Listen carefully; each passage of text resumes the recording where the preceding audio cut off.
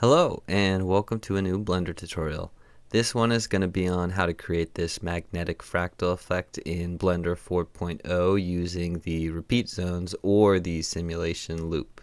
The idea for this tutorial comes from this video, which shows a bunch of pendulums starting at different points in a grid, attracting to 3 magnets. In our case, we can use 4 or 5 or any sets of magnets we want, and then coloring the grid after a series of simulation steps based off of where the pendulum from each grid point has ended up in relation to those magnets. The blend file for this tutorial will be available for free in a link in the description, so check that out if you want.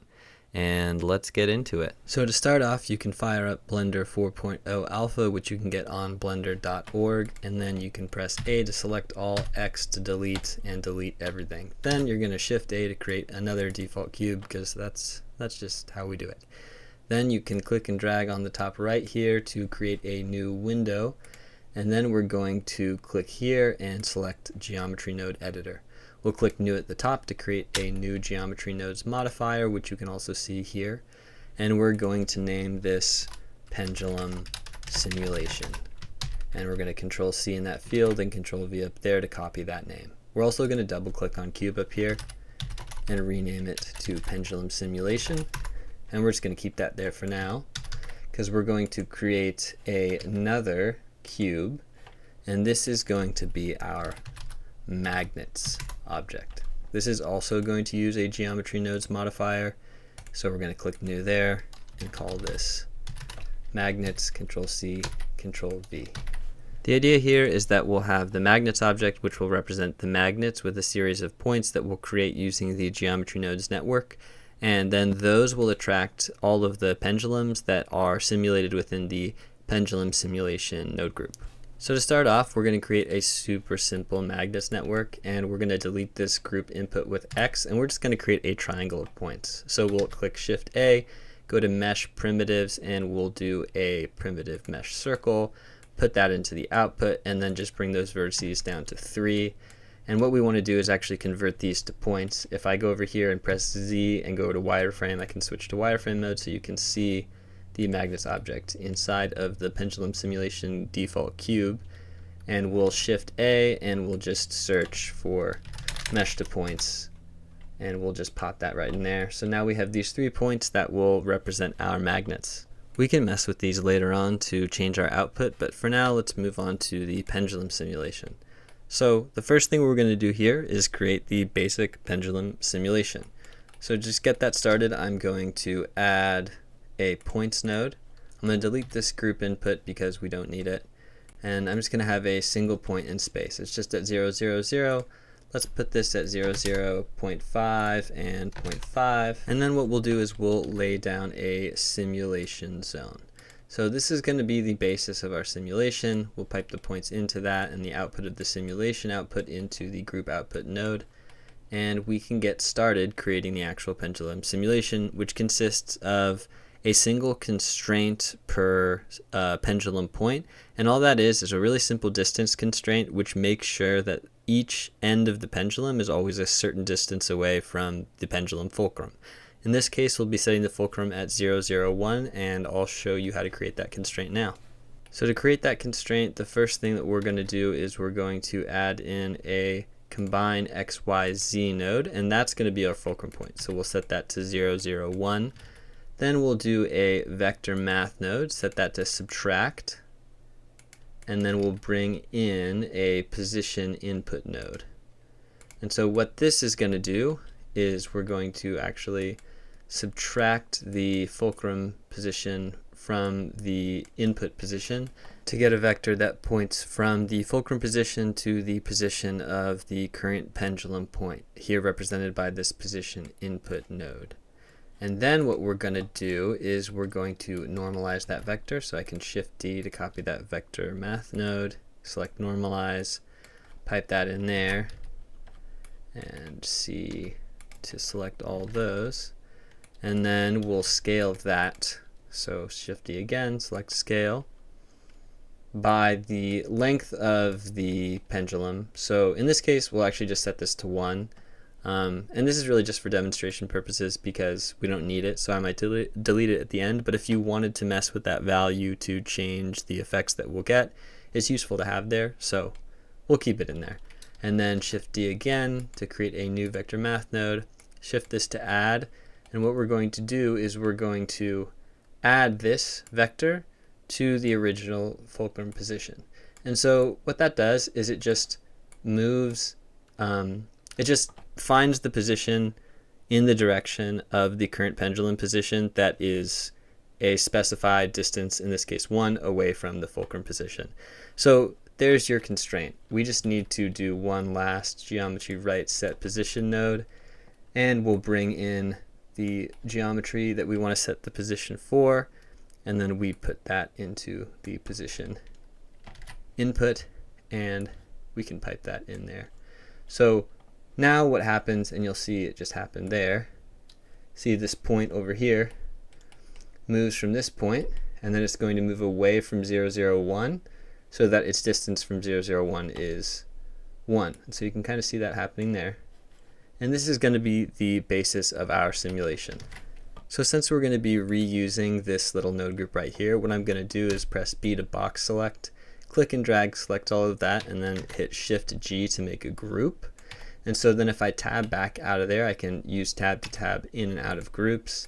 You can see that I've just got this handy dandy little node that I can name the distance constraint, and I can just drag that out to make it bigger, and I can grab that in this menu through groups. So I've got the distance constraint group there, and I can just bring that in whenever I want, or I can just Shift D like normal. And so now we'll move on to setting up the actual simulation loop in between the simulation input and output nodes. We're definitely going to want this distance constraint, so I'm going to Shift D and drop that out in there. And then the rest of what we need to do is actually pretty simple, and all we're doing is we're storing a velocity for each pendulum point, and then we're going to also store the last position at the beginning of each simulation step of each pendulum point. We're going to then move the pendulum point by its velocity. We're going to apply this distance constraint, and then we are going to save the updated velocity based off of the difference between the position of the pendulum point at the end of the simulation and its position at the beginning of the simulation. So to start off, we'll store a named attribute, and that is going to be called last position. It'll be a vector, so let's just name that last position. And all that's going to do is we're going to store the current position of the pendulum particle. So then we can move on to setting the position by the velocity. So drop down to set position node, and then we are going to read a named attribute, and this is going to be a vector called velocity. And we're just going to offset by that value. And what we're going to do too is we're going to add in a vector math node. We're going to set that to subtract, and we'll just put a really small value in here, and that'll just simulate gravity. So we're adding a small downforce each simulation step. The next thing that we'll do is we're just going to update the velocity at the end of the simulation, which we will do by storing a named attribute that is a vector called velocity. And we're just going to read in the last position from the named attribute that we stored at the beginning of the simulation. And then we are going to subtract that from the position currently. So bring in that position node, pipe that into the top of the subtract node, this one into the bottom, and then we'll just set that as the value of the velocity. Now one last thing we can do here is we can create a scale vector math node, and we can just scale the vector by 0.99 or something that just reduces the velocity a little bit over time, so it just tends to slow down. Now you can see that if we play our simulation, you'll see the pendulum start to swing. It's going a bit slow, so to demonstrate that, I'll add a bit more to the gravity force, and you can see how that pendulum swings like a pendulum. Of course, in this simulation, we also need to deal with the attraction to the magnets. So that's going to be one more setting position node that we'll put in here. And then we also need to create a node group that calculates the average magnet force to affect the pendulum positions each frame. So we'll add that magnet force in right before the distance constraint step. And what we'll be needing is a node group that takes in the pendulum geometry as input and then outputs a vector, which is the average magnet force. We're going to use a repeat zone in there, so what I'll do is I'll put in a repeat zone, which is a new feature in Blender 4.0. So we'll go over that in the creation of this node group. And then we're going to pipe in the geometry that we want as input. And then I'm going to create a new output just by clicking and dragging on this empty socket. And I'll drag this into the offset socket of this node. And that's what we'll use there. And I can just select these repeat nodes and press Ctrl Z to create my group, just so our spacing is a little bit better. I'll move these nodes over a bit. And we will name this node group get average magnet force. Tabbing into the get average magnet force node group, the first thing that we'll do is we'll bring in an object info node, set that to magnets, and then we'll also put down a domain size node, put that in there, and then we're going to take this point count output and we'll put it in the iterations input to the repeat zone loop. And we'll do that because what we want to do is we want to iterate through all of the points in the magnets object, so all of the magnets that are represented by those points, and we want to do something with the information based on those. And what we're actually going to do is we're going to take the distance between the pendulum position and each of the magnets, and then we'll create an attractive force for each of those magnets. We'll add those up within this repeat zone that just repeats 3 times, or it repeats for however many points are in this magnets object.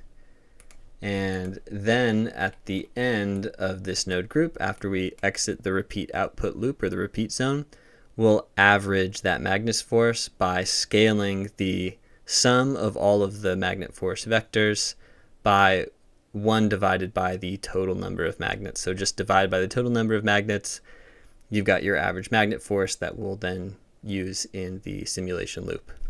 So the first thing that we need is we need a magnet index so that we can sample the index of the magnets object and get the position of each magnet so that we can then compare that to the position of the pendulum to create a magnet force. The way that we can create that magnet index in this repeat zone is we can press N to bring up this right-hand menu, and then we can just add a new socket in. We're going to change the socket type to integer. We'll double click on the name and we will name it magnet force. And so we want this value to increment by 1 for each loop of the simulation zone. So we'll just add in a math node, set to add 1, pipe that in there, and we'll pipe that into the magnet force output. So each time it loops, it's going to add 1 to this magnet force node, and then each iteration I'll get 0, 1, and then 2 for the index. And we can then use the sample index node to sample that index on the magnet's geometry. Oh, I named this magnet force. This should be magnet index. Excuse me. Pipe that into the index. And then what we'll do is we'll set this to vector because we want to sample a vector attribute. And that vector is the position attribute. So now all we have to do within this repeat zone loop is calculate the magnet force for the current magnet at the magnet index.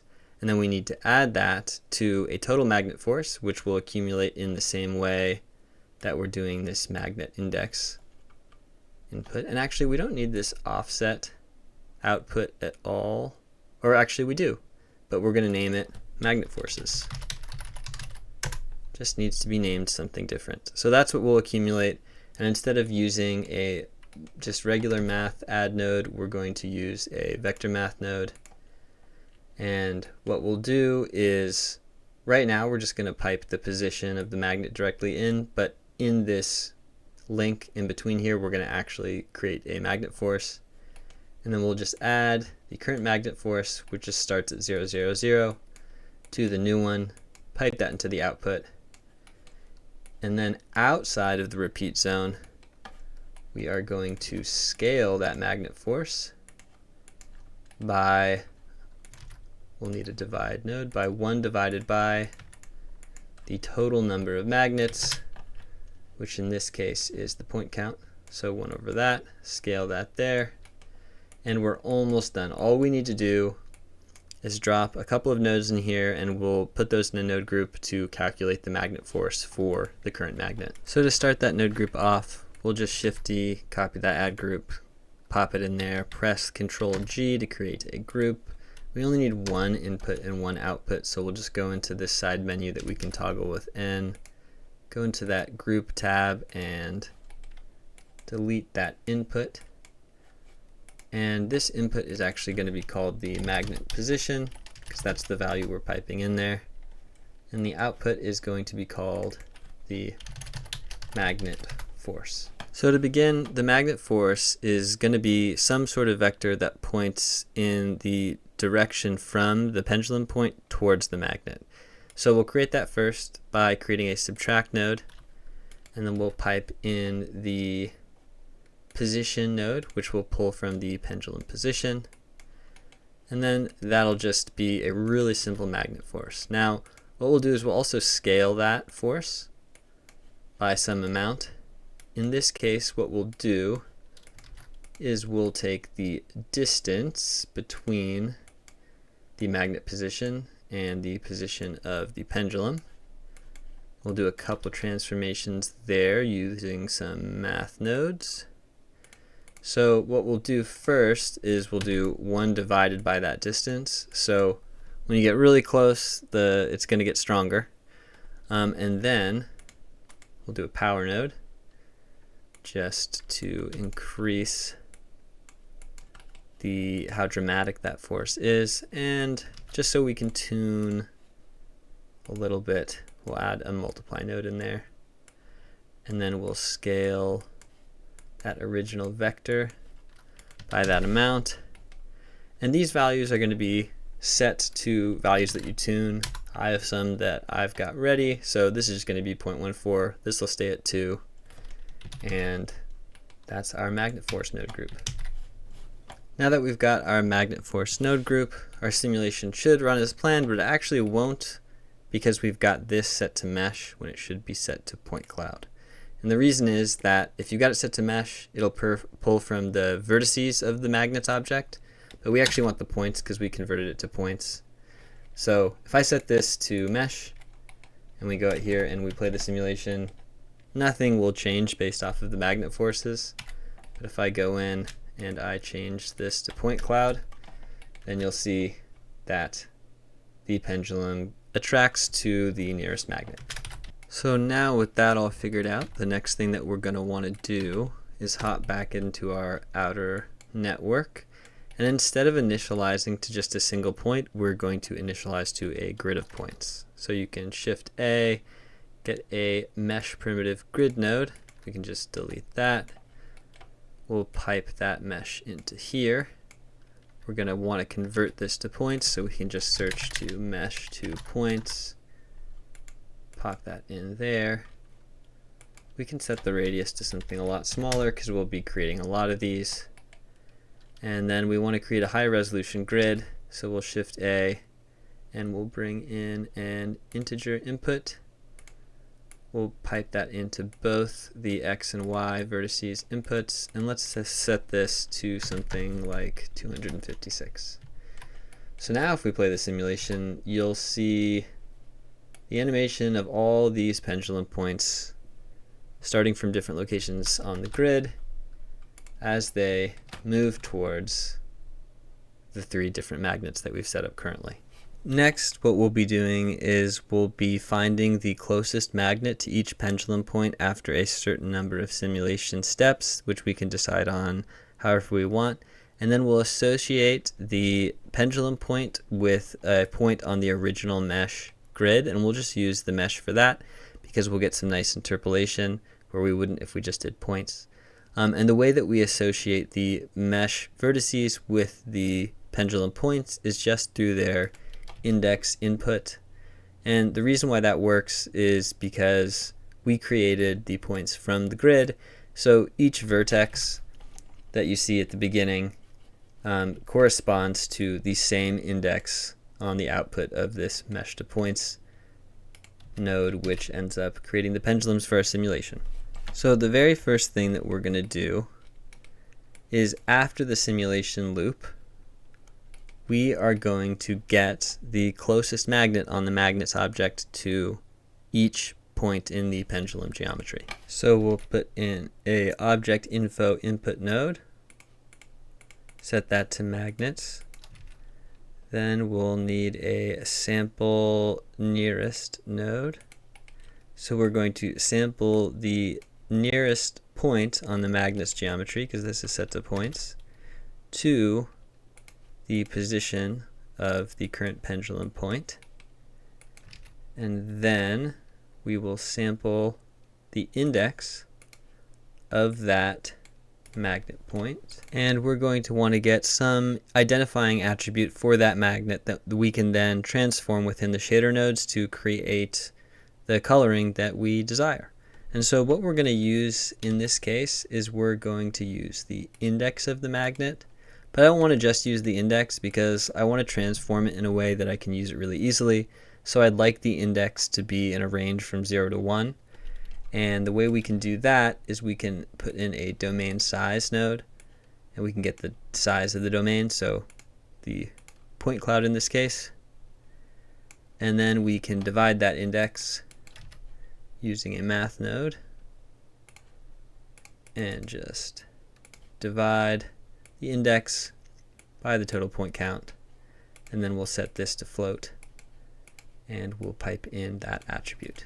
So we're going to want to store this color map index, or the index between 0 and 1, we'll call it a color map attribute, on the actual grid geometry. So I'll press Control Spacebar to flip into this view, bring this back here, and I want to take this mesh output from that grid node, and I want to pipe it all the way into this over here, drag that over, and then I'll name this color map, and I'll need one more sample index node because we actually want to be sampling the pendulum geometry here, and we'll just pipe in the index of the pendulum geometry, because remember, the index of the pendulum geometry corresponds to the index of the grid geometry at the start position of each pendulum point. And then we'll just take in the output of this sample index node and pipe that through there, and then connect that up. And I should say actually that this index node right here is actually not pulling the index of the point cloud or the index of the pendulum points. It's pulling the index of the grid geometry.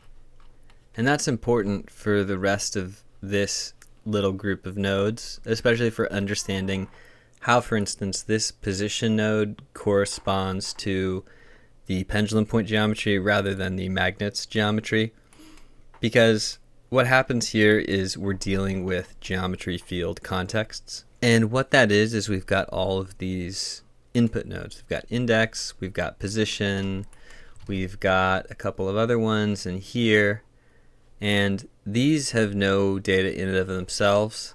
They pull from the geometry context that they're being calculated in. And so that has to do with these geometry sockets. And so these sampling nodes can get a little bit confusing because the different inputs pull from different contexts. So in this sample index node, the context of the attribute value input is pulling from the geometry context defined by this geometry input, but the index input, I believe, is actually pulling from an upstream node. So from this geometry input, or if you stored a named attribute, from this geometry. So here we've got the pendulum points geometry input. And so then if we go downstream to this sample index node, this index input is actually pulling from this context. And so then this sample nearest node is actually also pulling from, well, you've got this magnet's geometry node's input, but this position input node is not pulling from this context, because if that were true, then you'd always be sampling the position closest to itself. And so it wouldn't be a very useful node. And so you're getting the index that's not closest to its own position, but instead the position of an upstream geometry field context. And so because of the way the sample index node contexts work, you go up 2 levels and you're actually sampling the position of the pendulum points here. So then that's how you end up getting the index of the magnet that's closest to the pendulum point in question. And then we get the attribute calculated by these nodes based off of there. And then we sample the pendulum points at the index of the grid point, because this input here is going to draw from this geometry field context. And then we're going to store that in the color map attribute of the grid mesh. And so then we can just pipe that in over here. And the last node that we're going to want to do in this network is the set material node. And what we'll do is we will create a new material, and we'll just name that grid material. We'll set that within that node, and we can jump over into the shader nodes. So if we go into the shader editor, we can find our nodes for the grid material. And to start off, we'll just delete this principled BSDF, and we'll just add an emission shader, although we don't really need that. What's really important is an attribute input. So we're going to bring in the color map attribute, and if I switch to material preview, we just want to bring in the factor. So I'm just going to delete that emission node. Sometimes I use those for testing, but you can just pipe in attributes directly into the material output node and get this preview. And so you're seeing the output of the simulation at frame 1, or even at frame 1, so the beginning of the simulation. But if I press play, you'll see that it changes a little bit. And it's not all that interesting, like something kind of cool is happening, but what we really need to do is we need to tune our parameters to get the really cool patterns that we're actually interested in. But as you may be thinking, it's actually going to be really hard to tune those parameters if we're constantly having to rerun the simulation to see what the output is actually going to be. And to solve that, we're going to use the repeat zones. So what we'll do is we'll actually just replace this entire simulation loop with a repeat zone. And so instead of just playing the simulation to get the output, we'll just set the repeat zone to a certain number of iterations, and then we'll get the output based off of where the pendulum points are after that number of simulation iterations. So to make that a bit more convenient, what I'm going to do is I'm going to take the entire contents of this simulation loop, and I'm going to Control G to create a group, and I'll just name this simulation step, and then I'll delete the simulation nodes with Control X to keep the connections, and then I'll create a repeat zone, and I'll just hook up those values again. So Shift, right click and drag to create that reroute, and then I'll just drag that in there. And if I Control Spacebar to minimize that window, I've got iteration set to 1, but you'll see as I bring those up, you'll see the output of the simulation. So let's just set that to something like 32, and then we can start tuning the different values in our simulation to find the sort of interesting spaces in between the chaotic behavior of the interaction between the pendulums and the magnets. So let's get into that. Some of the parameters that you can tune are going to be inside of the magnet force node group.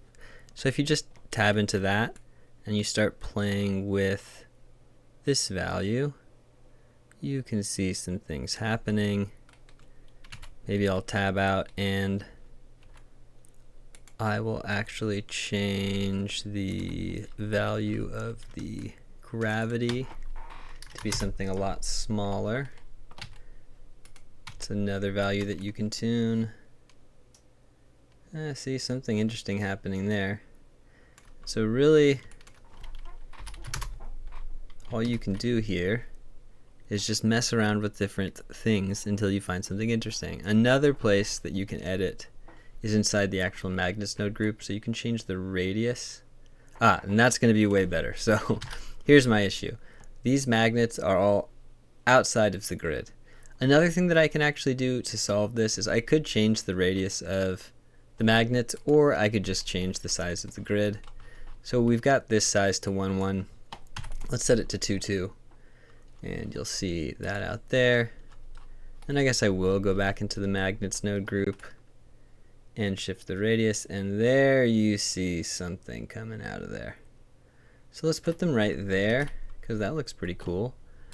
And we'll use that as a base, jump back into the magnet forces, and I'll just play with this a little bit. So 0.015 maybe, 0.0175. I just want to find the edge of where it starts to become truly chaotic, and then edit it there. That looks pretty cool. I kind of like that. So let's switch gears and let's up the resolution a bit, maybe to 512. And then let's mess with the colors a bit before we do any more tuning. So if I go back into my shade editor, I have this factor here, and then what I'm going to want to do is I'm going to map this factor onto colors. So I'll do that with a hue saturation value node, and I'll pop the factor into the hue slot, and I'll change this color to something with some saturation, and let's find some fun colors. I don't know. What do we like? What do we like? How about this? This. Colors are some of the hardest things to choose. They're very emotional. So one other place that we can really edit things like we were doing before is in the magnets node group. But the way we've set up our system, we can add more than just 3 magnets. So I can go to 4 and immediately, oh, that's kind of cool. And 5. Wow, I really like that actually. I think I might go with this one. That's pretty dope. Oh my gosh. Okay. I like these settings. 6, 7. Wow. I was not getting as fun results as this right out of the box before. So, happy accidents, everybody. 8. Okay.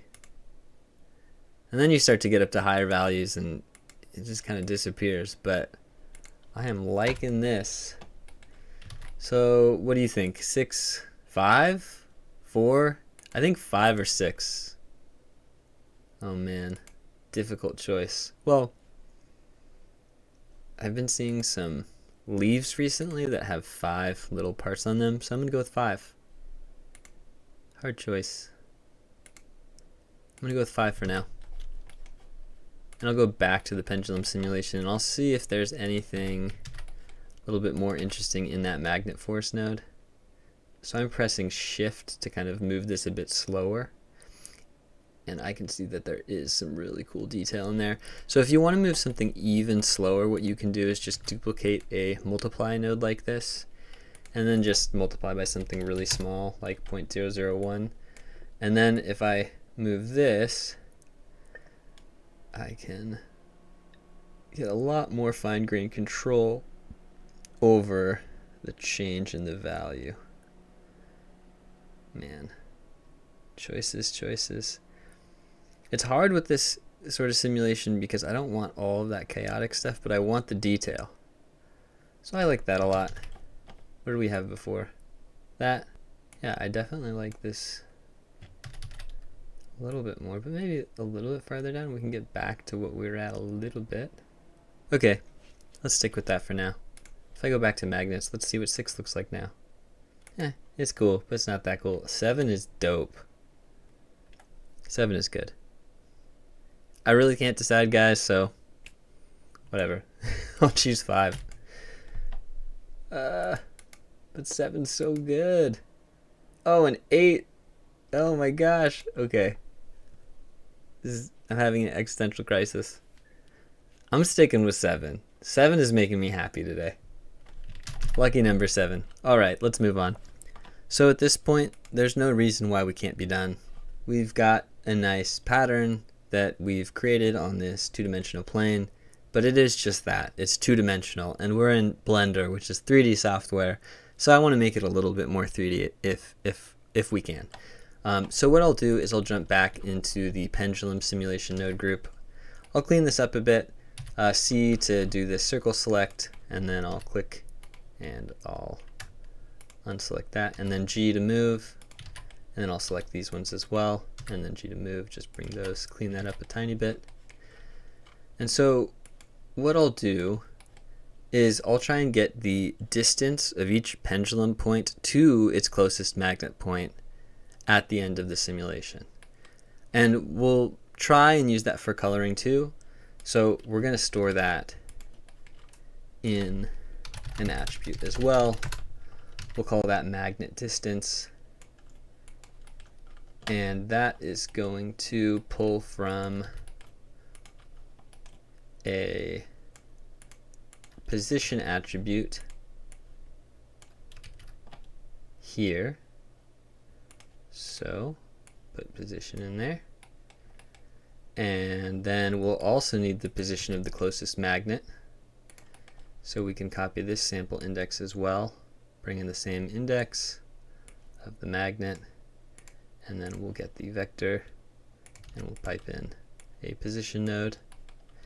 And then we'll put in a vector math node, set that to distance, put those both in there, and then pipe that in here. One more thing I want to do is just map these values between 0 and 1. And so I'll do that with an attribute statistic node. I'll pipe in the grid geometry. I will put this as the attribute value. And then I'll use a map range node. And then I will take the minimum of that magnet distance to the maximum, and I'll just map that to 0, 1. And I'll actually pipe that into our magnet distance attribute. And then what I'll do is I will read the magnet distance attribute, and then I will set the position along the z direction. So I will get a combine XYZ node, and then pipe this into the z component, put that into the offset, and that does nothing interesting. Okay, very silly mistake. What I did is I didn't actually use the value attribute. So you can see that there is something happening here, but what I need to do is take the distance, put that into the map range value, because if not, what value am I mapping the range for? And then put that in there, and then we can go 0 to 0.1. So at this point, I think it's best if I spare you from many minutes of tinkering and just speed up this section of the video. But I'll explain what's happening. I'm creating a principled BSDF, setting the subsurface to 1, bringing the roughness down just a little bit. I'm adding in 2 sunlights that light the scene. Then I'm going into the geometry nodes and messing with all those values that we messed with before a little bit. I actually go from 7 to 8, so no more lucky number 7. We're going all in with 8, and I'm just screwing with the colors and the lighting directions and the values and the exposure. So you're just tuning these settings aesthetically, whatever you like. Here I thought I was done, but then I decided that I wanted to get rid of the color map attribute altogether from coloring the output and instead just use the magnet distance attribute. And that's what you see here. I'll put a couple other examples up on the screen right now of different results that I got in the course of making this tutorial. But that's pretty much it. So I hope you enjoyed this tutorial. I hope you learned something. And above all, I hope you had fun. Until next time, bye.